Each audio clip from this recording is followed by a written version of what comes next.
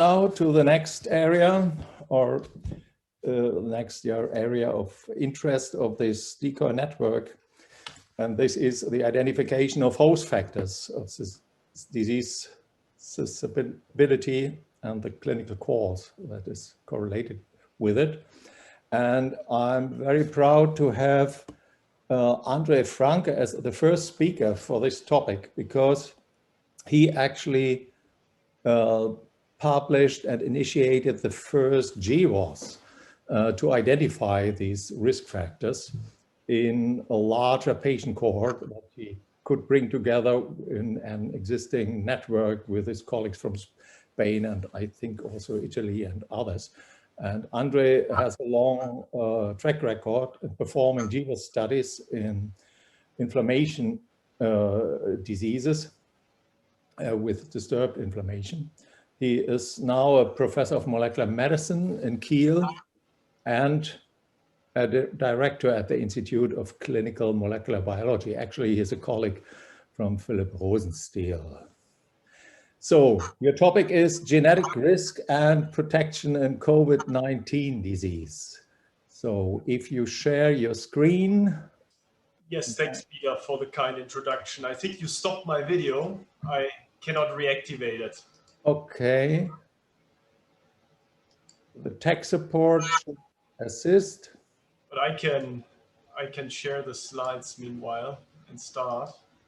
I stopped your video. I didn't do this. I cannot start the video because the host stopped the video. Sorry for that. Yeah. So is there a... Should I dial in quickly again, or should I go forward without video? Actually, I have no idea. Let me just or Peter Kravitz should assist here. Give me a second. Yeah, they are working on it.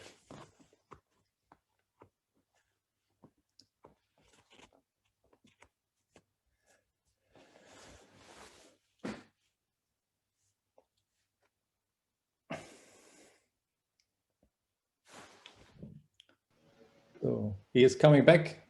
Now it works. Okay. Yeah, perfect. Then let's get started. So many thanks for the kind introduction and the invitation to both Peters here. So as said, I will talk about genetic research in COVID-19 disease. So when we speak about risk factors for COVID-19, of course, there's a lot more than genetics. I think this is one of the largest and best epidemiological works out there, the Open Safety study recently published in Nature. And as we all know, age and gender are very, very important risk factors, of course, but also ethnicity is a relevant risk factor here, which may be also confounded, of course, by social factors. Now, in terms of genetics, this was not analyzed here. Why should we do genetic research? Well, it's a very accurate way, of course, to identify risk factors for a disease. It's very quantitative, it's very industrialized way of research.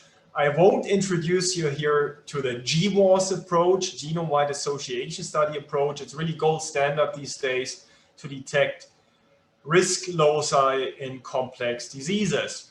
Now, why should we do this? Well, first of all, we may understand the disease better. We may understand why some patients develop a severe disease course. We may understand why some are more susceptible to an infection in general. And most importantly, we may identify interesting targets. And I really love to cite this study here from Matt Nelson, where they actually analyzed that drugs that have supporting genetic evidence are twice as likely to be successful in clinical development. And in fact, for 9 out of 17 of the most commonly prescribed drugs in the US, there is genetic support. So there's quite some reasoning to do genetic research. Now, we mainly analyzed Italian and Spanish samples. And just a quick recap here of the outbreak. The first patient in Italy was a Chinese tourist that was diagnosed with SARS-CoV-2 infection end of January. And by the middle of March, the virus had really spread across the whole country here in Italy. And if you look at the death rate, Italy is still number 5 in the world.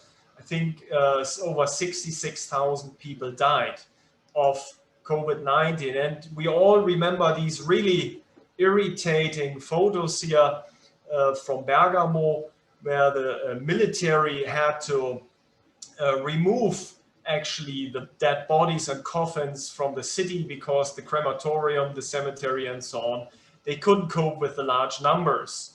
So this looked like a war scene, and we don't want to see this again, of course. Now, this figure here summarizes our study. So we were lucky that, we had 7 centers here enrolled, 3 in Italy, 4 in Spain. And we actually made contact with them during the peak of the epidemic in these countries.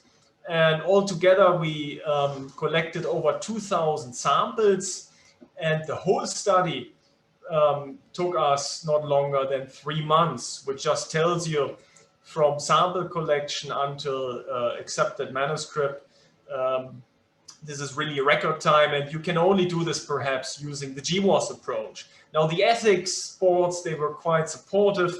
We got really fast-track ethical votes here due to the emergency situation. Now, I really have to thank the nurses and the doctors who, during these really, really stressful and nasty times, besides treating patients in the intensive care unit, managed to take an extra blood sample and ship it to Kiel, sometimes even with some really nice messages, everything is going to be all right. So they were still thinking positive, although it was quite terrible what was happening there. And so this is our study cohort. You can see here the average age of the patients was above 60. We had mainly males in here. And I should say that the inclusion criterion was very stringent. We wanted to make it simple. So we said a patient needed to have a positive SARS-CoV-2 test plus respiratory support of any kind. So it could be a ventilator, it could be oxygen. And so this made it easy for the nurse and the doctor to identify from whom a blood sample could be taken. And of course, these are the more severely affected patients because they needed respiratory support. Now, when we analyzed over 8 million SNPs in this study set, what I found most surprising in the beginning was what we did not find. So I expected really a strong signal in the HLA region on chromosome 6p21, but it was not significant in our association studies. So we really burned here over 80,000 euros for high resolution HLA typing because I put my bet on this locus, but we didn't find any association here. It's a very relevant locus, of course, for infectious diseases, but also immune diseases. Now, luckily, although our study cohort was small for a modern GWAS, we had 2 genome-wide significant signals, one on chromosome 3 and one on chromosome 9, which I will talk about more in detail in the following. So one region on chromosome 3 is, I think, the most important finding here.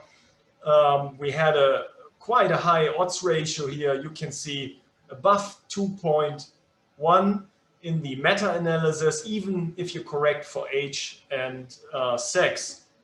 For ABO, the odds ratio was a bit more moderate, but still genome-wide significant. Now, this is the article that appeared in October in the New England Journal of Medicine. I should say that the preprint was out 2nd of June. And when we submitted the preprint, since this was the first genetic work, was quite massive media coverage. You can see here the altmetric score, it's in the top 5%. We had over 700,000 reads of this article. In the New England Journal, I think this is a nice compliment. They said this was a nimble GWAS on COVID-19. I recommend also reading a commentary here. We had a hard time to get the study funded, so we had to pay in advance for most of the experiments.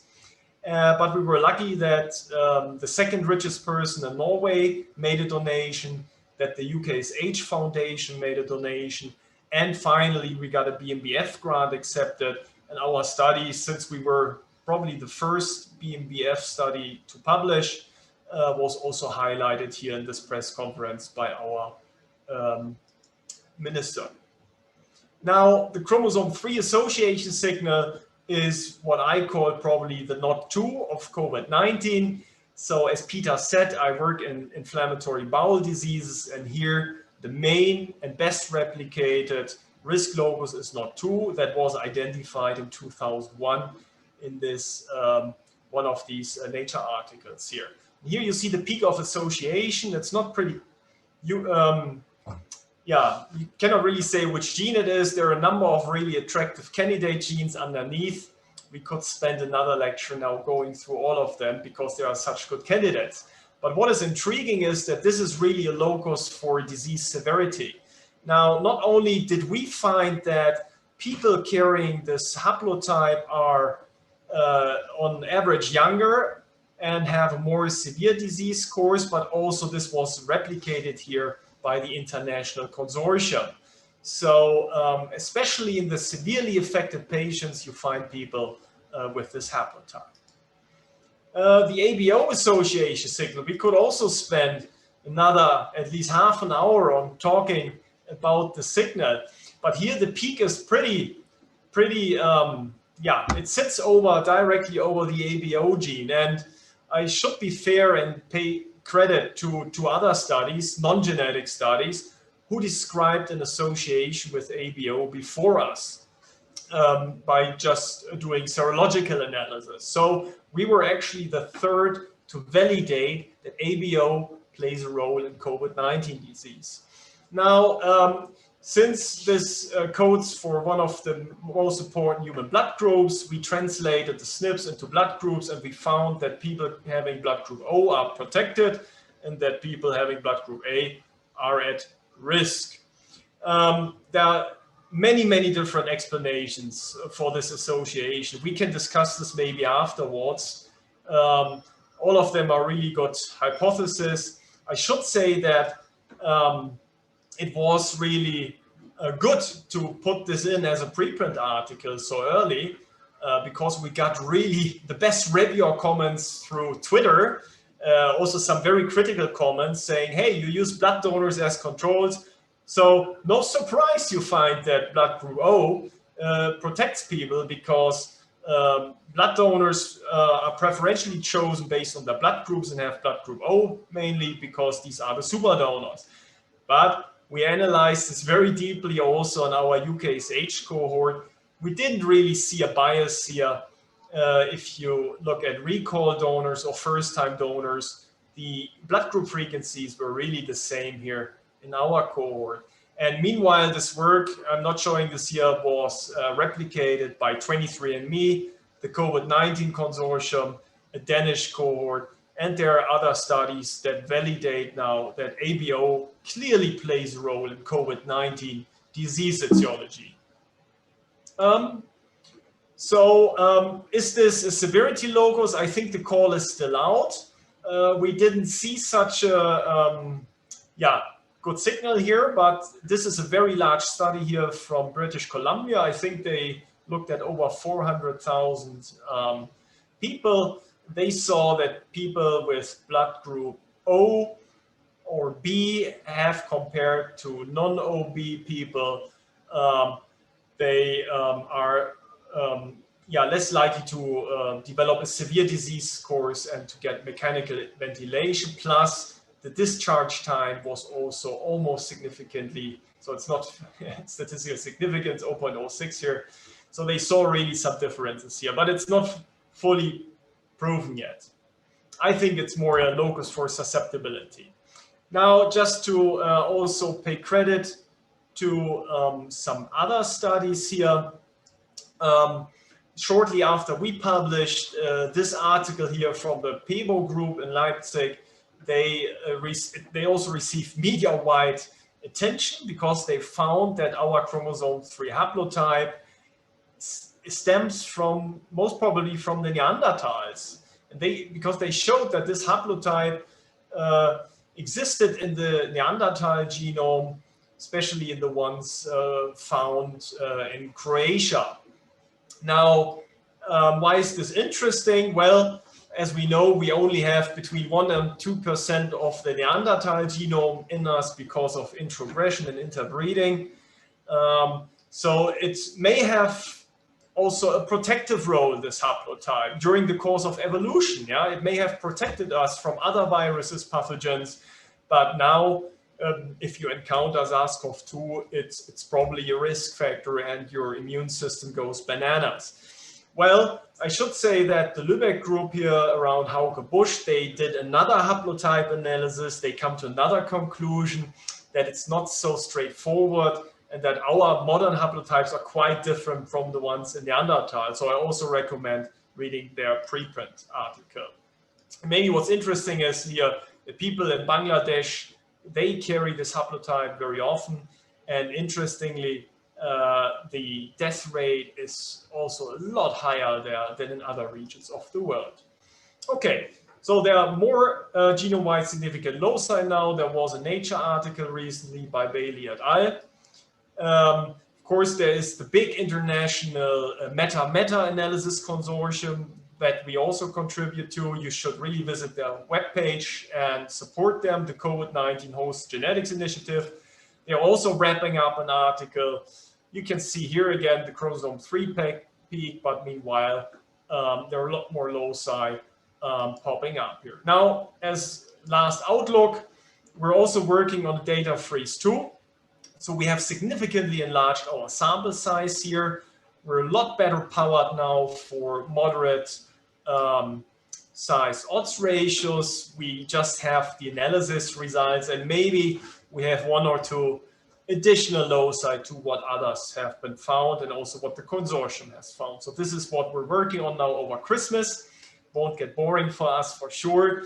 And then Kerstin Ludwig was already mentioned. We have a really great collaboration with her and Markus Nürten in Bonn.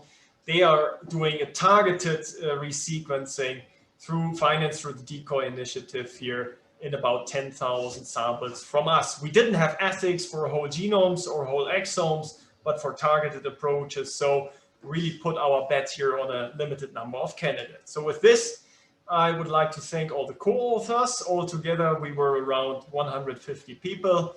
Would like to thank especially the patients, the nurses, and the clinicians, and Tom Hemming Carlsen in Oslo, who brought us all together.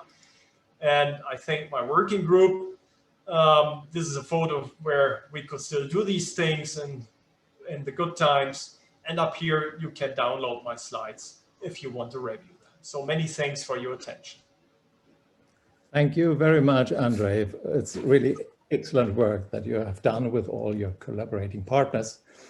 And so are there questions from the audience? So for not a challenging question among friends. So if you compare the odds ratios and then or have a look at it and then compare the contribution of genetic risk factors as compared to non-genetic risk factors. How do you see this? I showed the open safely plot in the beginning. So I think the chromosome 3 locus has quite a major contribution if the odds ratio has been confirmed to be around 2. So it doubles your risk. I think this is, of course, relevant and it should be integrated in combined risk calculations. It would make sense. Maybe if there are more and more loci now appearing, it makes sense also to work on polygenic risk score analyses. Of course, age, I mean, we cannot compete with that. But if you look at gender, if you're a male, that also doubles your risk. So it's in the equal range. And but the other loci odds ratio increase of 1.3, 1.2. I think here we are only speaking about interesting targets that we identify, especially for basic research. But the environment clearly matters a lot. In what shape you are, if you're malnutritioned or not, if you have a stable innate immune system and such things. Yeah, genetics is just a good way to measure other things. Yeah. So there is